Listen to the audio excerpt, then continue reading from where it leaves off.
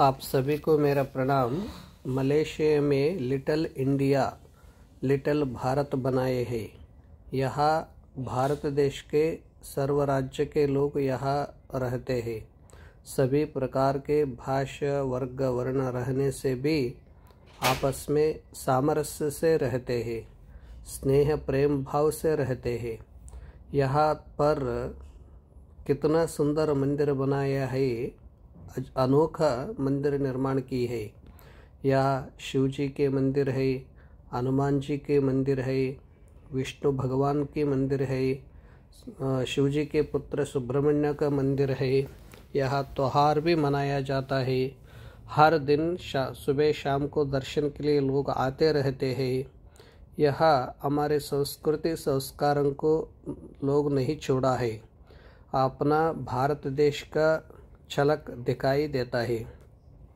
भारतीय संस्कृति सर्वोत्तम है ऐसा माना जाता है, क्योंकि किधर भी जाए हमारा भारतीय संस्कृति मिट्टी से जुड़े हुए है। इसलिए यहाँ पर भी आकर अपना धर्म भाषा संस्कृति नहीं छोड़ा है। लिटिल भारत भी मलेशिया में बना के आपस में मिलजुल कर और त्यौहार और हर उत्सव मानते रहते हैं। ये हमारा भारतीय संस्कृति का गर्व है, हमारा संस्कृति का अभिमान है। यहाँ का दृश्य है, यहाँ मलेशिया का लिटिल भारत के दृश्य है। ಪ್ರಣಾಮ. ತಮಗೆಲ್ಲರಿಗೂ ಪ್ರಣಾಮಗಳು. ಮಲೇಷ್ಯಾದಲ್ಲಿ ಸಣ್ಣ ಭಾರತವನ್ನೇ ಇಲ್ಲಿ ನಿರ್ಮಾಣ ಮಾಡಿಕೊಂಡಿದ್ದಾರೆ. ಇದಕ್ಕೆ ಲಿಟಲ್ ಇಂಡಿಯಾ ಅಂತ ಕರೆಯುತ್ತಾರೆ. ಇಲ್ಲಿ ದೇಶದ ಅನೇಕ ರಾಜ್ಯದ ಜನ ವಾಸಿಸಿದರೂ ಕೂಡ ತಮ್ಮ ತಮ್ಮ ಭಾಷೆ ಸಂಸ್ಕೃತಿ ಸಂಸ್ಕಾರಗಳನ್ನು ಮರೆಯದೆ ಇಲ್ಲಿ ಸುಂದರವಾಗಿ ಹನುಮಾನ್ ಮಂದಿರ, ವಿಷ್ಣುವಿನ ಮಂದಿರ, ಶಿವಜಿನ ಮಂದಿರ ಮತ್ತು ಶಿವಪುತ್ರ ಸುಬ್ರಹ್ಮಣ್ಯನ ಮಂದಿರ ಭಾಳ ಸುಂದರವಾಗಿ ನಿರ್ಮಾಣ ಮಾಡಿದ್ದಾರೆ. ಇಲ್ಲಿಯ ಕಲಾ ಕೌಶಲ್ಯ ಅತ್ಯದ್ಭುತ. ಇಲ್ಲಿ ಬೆಳಗ್ಗೆ ಸಂಜೆ ನಮ್ಮ ಭಾರತೀಯರು ಬಂದು ಮಂದಿರದಲ್ಲಿ ದರ್ಶನ ಮಾಡಿ ಪೂಜಾ ಪಾಠಗಳನ್ನು ಮಾಡಿ ತಮ್ಮ ಜೀವನ ಕಾರ್ಯಗಳನ್ನು ಆರಂಭ ಮಾಡ್ತಾ ಇದ್ದಾರೆ. ಇದನ್ನು ನೋಡಿದಾಗ ನಮ್ಮ ಭಾರತೀಯರು ವಿಶ್ವದಲ್ಲೆಲ್ಲ ಎಲ್ಲಿ ಹೋದರೂ ತಮ್ಮ ಭಾರತದ ಸಂಸ್ಕೃತಿ ಸಂಸ್ಕಾರಗಳನ್ನು ಮರೆಯದೆ ಅಚ್ಚುಕಟ್ಟಾಗಿ ಪಾಲಿಸುವ ವಿಧಿವಿಧಾನವುಳ್ಳಂಥವರು. ಇವರು ಇಲ್ಲಿ ಸಾಮರಸ್ಯದಿಂದ ಸ್ನೇಹ ಭಾವದಿಂದ ಬಾಳುತ್ತಾ ತಮ್ಮ ಒಂದು ಆದರ್ಶ ಜೀವನವನ್ನು ಸಾಗಿಸುತ್ತಾ ಇದ್ದಾರೆ. ಮಲೇಷಿಯಾ ಎಷ್ಟು ಸುಂದರವಾಗಿದೆ. ಇಲ್ಲಿ ಭವ್ಯ ಕಟ್ಟಡಗಳಿವೆ, ಸ್ವಚ್ಛತೆ ಇದೆ ಮತ್ತು ಸಮಯ ಪಾಲನೆ ಮಾಡ್ತಾ ಇದ್ದಾರೆ. ತಮ್ಮ ಸಂಸ್ಕೃತಿ ಅನುಶಾಸನಗಳನ್ನು ದಿನನಿತ್ಯ ತಪ್ಪದೆ ಪಾಲಿಸುತ್ತಾ ಇದ್ದಾರೆ. ಈ ರೀತಿಯಾಗಿ ಸುಂದರ ಒಂದು ಚಿಕ್ಕ ದೇಶದಲ್ಲಿ ಸಣ್ಣ ಭಾರತವನ್ನು ನೋಡಲಿಕ್ಕೆ ನಮಗೆ ಸಿಗುತ್ತಿದೆ. ಅದಕ್ಕಾಗಿ 4 ಮಂದಿರಗಳು ಒಂದೇ ಕಡೆ ಇದ್ದು ಇಲ್ಲಿಯ ಬರ್ತಾ ಇರುವಂಥ ಎಲ್ಲ ರಾಜ್ಯದ ಜನ ಸಾಮರಸ್ಯದಿಂದ ಇದ್ದುಕೊಂಡು ಪೂಜಾ ವಿಧಿವಿಧಾನ ಕಾರ್ಯಗಳನ್ನು ಮಾಡ್ತಾ ಅತ್ಯಂತ ಸಂತೋಷವಾಗಿದ್ದಾರೆ. ಇದನ್ನು ನೋಡಿ ನಮಗೂ ತುಂಬ ಸಂತೋಷವಾಯಿತು.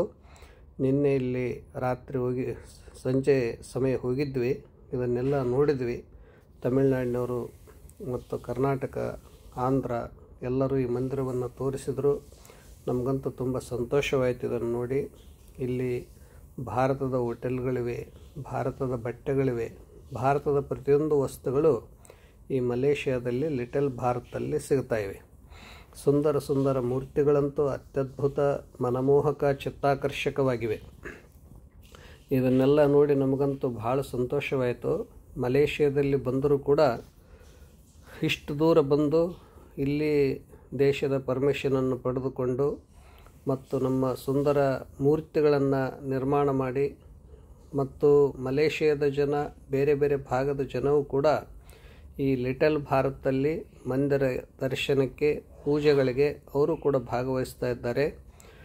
ನಮ್ಮ ಸಂಸ್ಕೃತಿಯ ಪ್ರಭಾವ ಅವ್ರ ಮೇಲೆ ನಿರ್ಮಾಣ ಮಾಡುವಂಥ ಕಾರ್ಯವನ್ನು ನಮ್ಮ ಭಾರತೀಯರು ಇಲ್ಲಿ ಮಾಡ್ತಾ ಇದ್ದಾರೆ. ಮತ್ತು ಇಲ್ಲಿ ಪ್ರತಿಯೊಬ್ಬರೂ ಪ್ರಾಚೀನ ಕಾಲದಿಂದಲೂ ಇದ್ದಾರೆ. ಅವರೆಲ್ಲರೂ ಒಳ್ಳೆಯ ದುಡಿಮೆ ಮತ್ತು ಶ್ರದ್ಧಾ ಸ್ನೇಹ ಭಾವನೆಯನ್ನಿಟ್ಟುಕೊಂಡು ಬೆಳೆದುಕೊಂಡು ಬಂದಿದ್ದಾರೆ. ತಮ್ಮ ಈ ಮಲೇಷಿಯಾದಲ್ಲಿದ್ದರೂ ಕೂಡ ನಮ್ಮ ಸಂಸ್ಕೃತಿ ಸಂಸ್ಕಾರಗಳನ್ನು ಮರೆಯದೆ ಅಚ್ಚುಕಟ್ಟಾಗಿ ಸ್ವಾಭಿಮಾನದಿಂದ ಪಾಲಿಸ್ತಾ ಇದ್ದಾರೆ. ಅದಕ್ಕಾಗಿ ಇಲ್ಲಿರುವ ಕೆಲವು ದೃಶ್ಯಗಳನ್ನು ನಾವೆಲ್ಲ ವೀಕ್ಷಿಸೋಣ, ನೋಡೋಣ. ದೇಶಗಳನ್ನು ಸುತ್ತಿದಾಗ, ಕೋಶಗಳನ್ನು ಓದಿದಾಗ ಮನುಷ್ಯನಿಗೆ ಒಂದು ಹೊಸ ಅನುಭವವು ನಮಗೆ ಬರ್ತದೆ. ಪ್ರತಿಯೊಬ್ಬರೂ ಭಾರತ ಎಷ್ಟು ಭವ್ಯವಾಗಿದೆ ಅನ್ನೋದಕ್ಕೆ ಈ ಮಲೇಷಿಯಾ ಲಿಟಲ್ ಭಾರತದಲ್ಲಿ ನೋಡಿದಾಗ ನಮಗೆ ದಿವ್ಯ ದರ್ಶನವನ್ನುಂಟು ಮಾಡ್ತಿದೆ. ಇಲ್ಲಿ ಹನುಮಂತನ ಮೂರ್ತಿಗಳಂತೂ ಅತ್ಯದ್ಭುತವಾಗಿವೆ. ಅನೇಕ ಪ್ರಕಾರದ ವಿಘ್ನಗಳು ಇಲ್ಲಿ ನಮಗೆ ನೋಡಲಿಕ್ಕೆ ಸಿಗುತ್ತವೆ. ಇದು ಜಾಗೃತಿ ಸ್ಥಾನ ಅಂತ ಇಲ್ಲಿ ಜನ ನಂಬಿದ್ದಾರೆ. ಇಲ್ಲಿ ಬಂದು ದರ್ಶನ ಮಾಡಿದಾಗ ನಮಗೆ ಅನೇಕ ಕಷ್ಟಗಳ ನಿವಾರಣೆಗಳಾಗ್ತವೆ ಅಂತ ಭಾವಿಸಿಕೊಂಡಿದ್ದಾರೆ. ಎಲ್ಲರಿಗೂ